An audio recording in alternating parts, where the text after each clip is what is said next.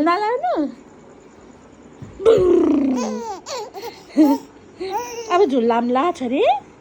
अब झुल्लाम्ला मच्छरले के कपार्छ हाँस अब झुल्लाम हाँस पिक्का पिक्का सानो पिक्का